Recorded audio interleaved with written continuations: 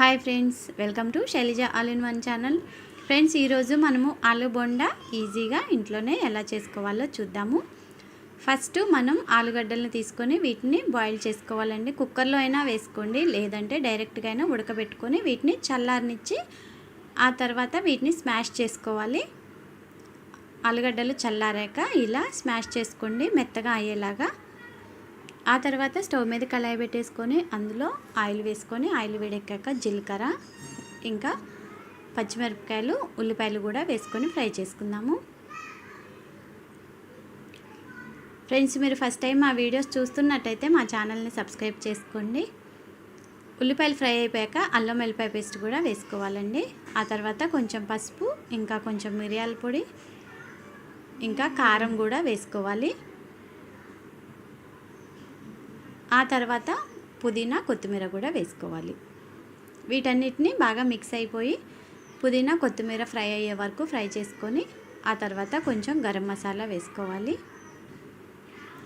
ఇప్పుడు ఇందులో స్మాష్ చేసుకున్న ఆలు మిశ్రమం వేసుకుందాము. ఇంకా టేస్ట్కి సరిపోను ఉప్పు వేసుకున్నాక ఈ మొత్తం మిశ్రమం అంతా బాగా కలిసిపోయేలాగా కలుపుకోవాలండి. ఇలా కలుపుకొని దీన్ని కొంచెం సేపు చల్లారనివ్వండి, పక్కన పెట్టుకోండి. ఈలోపు మనం పిండి కలుపుకుందాము. ఫస్ట్ గిన్నెలోకి మనం శనగపిండి తీసుకోవాలి. శనగపిండి 2 కప్పులు అయితే బియ్యపిండి 1 కప్పు తీసుకోండి.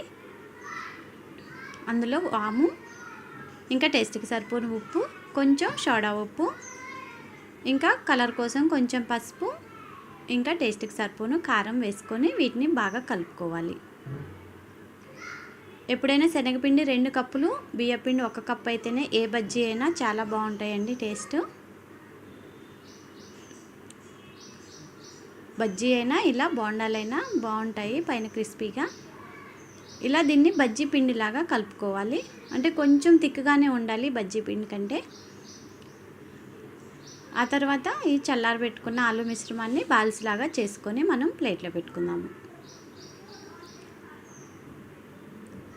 ఇలా అన్నిటినీ బాల్స్ లాగా చేసుకొని ఆ తర్వాత ఇలా పిండిలో ముంచేసుకొని దీన్ని ఆయిల్లో వేసుకోవాలి.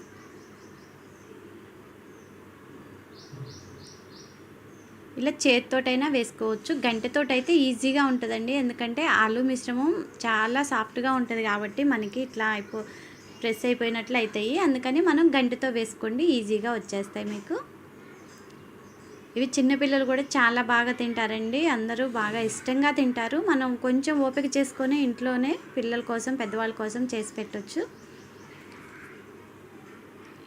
ఇలా ఇవి ఆయిల్లో డీప్ ఫ్రై చేసుకోవాలి. గోల్డెన్ బ్రౌన్ కలర్ వచ్చే వరకు వీటిని వేయించుకొని తీసుకోవాలి. ఇలానే అన్నిటినీ వేయించుకుందాము.